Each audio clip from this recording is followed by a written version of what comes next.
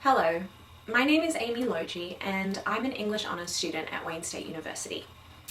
The project I'm introducing today is called Problematizing Solidarity in Edwidge Danticat's 7 Stories, and I hope that as I describe a few aspects of my work in this project, I can show why I think that English is such a fascinating and important academic discipline. As I've gained more experience studying English, my interests have focused in on global, transnational and post-colonial Anglophone literatures. English is a language that is spoken and written all around the world, and there are violent histories that are responsible for establishing those conditions and that continue to inform the way our world works today. But throughout those violent histories, people have pushed back and used their creativity to rebel.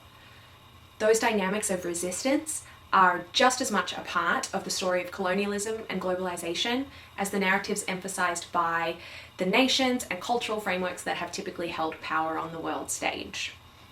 For this reason, just as we learn so much about who we are as people and societies, both in the present and the past, by studying British and American literatures, I think it is essential to turn our attention to the literatures that have been produced by and for communities that have experienced colonial oppression and that have asked the questions that are raised by pursuing national independence or cultural autonomy in the 20th and 21st centuries. I went into this project specifically wanting to learn more about the Caribbean region because the Caribbean has historically been a site of extensive movement, complex independence struggles, and linguistic and cultural exchange. Edwidge Danticat is a Haitian American author. Her writing has been published since the 1990s. Having found her earlier work very powerful, I decided that her 2019 short story collection, Everything Inside, would be an excellent starting point for thinking about how Caribbean literature is dealing with what it means to create community, how justice is pursued, and what solidarity means in a world that's marked by stratification and division. The story I've chosen to study for my project is entitled 7 Stories. It is about 2 women who had a brief but profound friendship at the age of 7. The narrator, Kim, is Haitian American and grew up in Brooklyn. Her friend Callie is the daughter of the Prime Minister of an unnamed Caribbean island. And Callie lives next door to Kim for a short time after she and her mother are forced to flee their home following the assassination of Callie's father. The setting of the story is a trip that Kim takes to reconnect with Callie as an adult, where she learns more about the glamour of Callie's world. She is now married to the current Prime Minister of the island, and its contrasts with the broader community on the island. Simultaneously, over the course of Kim's trip, Callie reveals more about the trauma she experienced in her youth.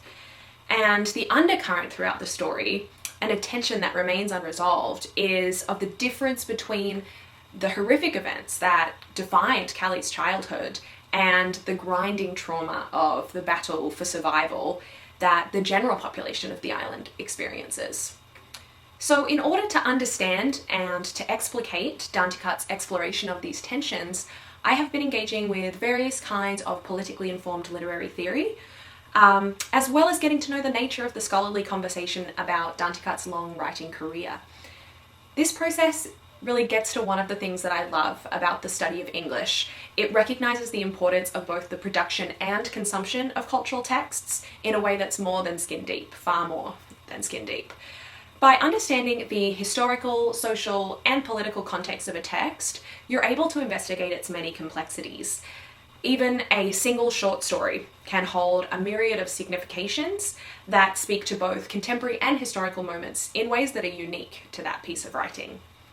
In this particular short story, Danticat employs a close narrative proximity to the 2 primary characters in such a way that the readers get to know their emotional lives.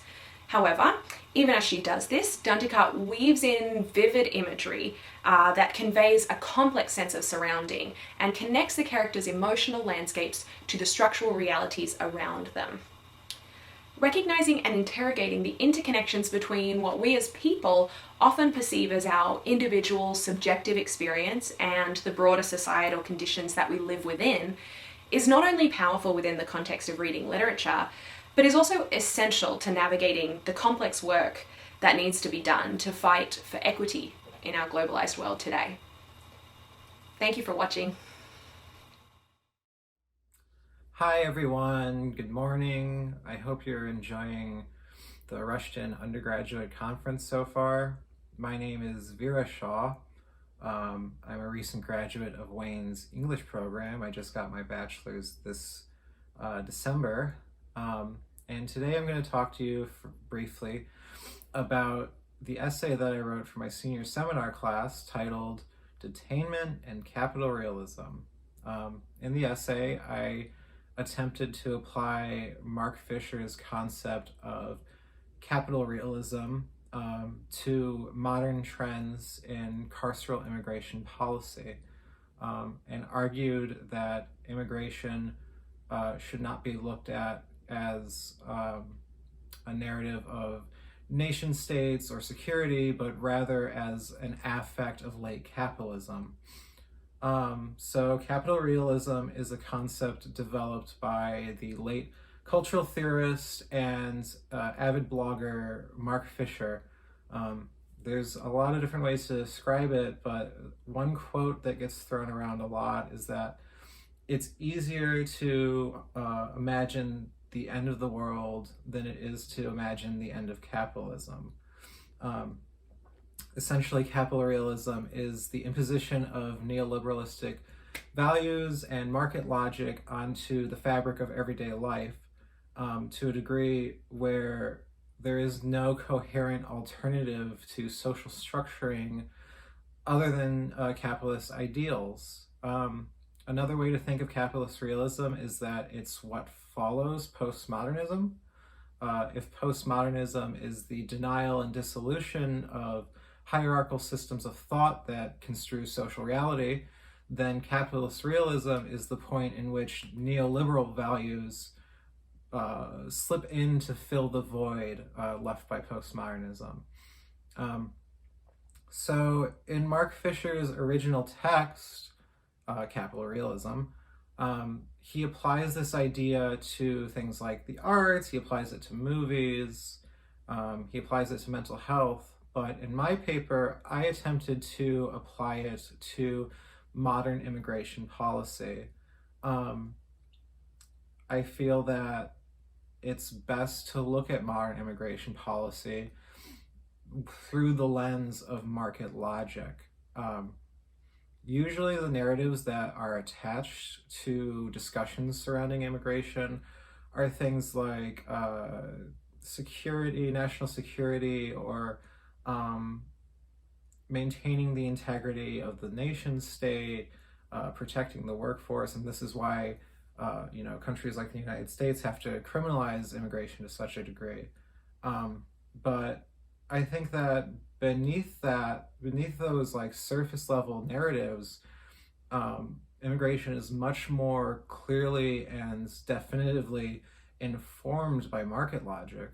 One thing that I looked at in my paper was how in certain private for-profit detainment facilities in the United States, of which there are an increasing number of, you can see prison officials referring to immigration using market language. They refer to detainees as products. They refer to the lines through which people are detained as distribution lines, and this kind of imposition of just-in-time distribution mechanics is what defines immigration through and through. It's the same thing with the concept of detainability itself. In order to maintain the rate at which these prisons can be filled and profit can be extracted, it's very beneficial for lawmakers to maintain a consistent state of detainability amongst immigrants, which both maintains their eligibility for detainment at any point in time and also maintains them as a precarious and easy to manipulate workforce. So these are all part and parcel of late capitalism, and are why I decided to apply the idea to immigration. But if what I've said is interesting to you at all, please by all means read my paper. Email me if you want. My email is fa2223@wayne.edu, and I hope you enjoy the rest of the conference. Bye.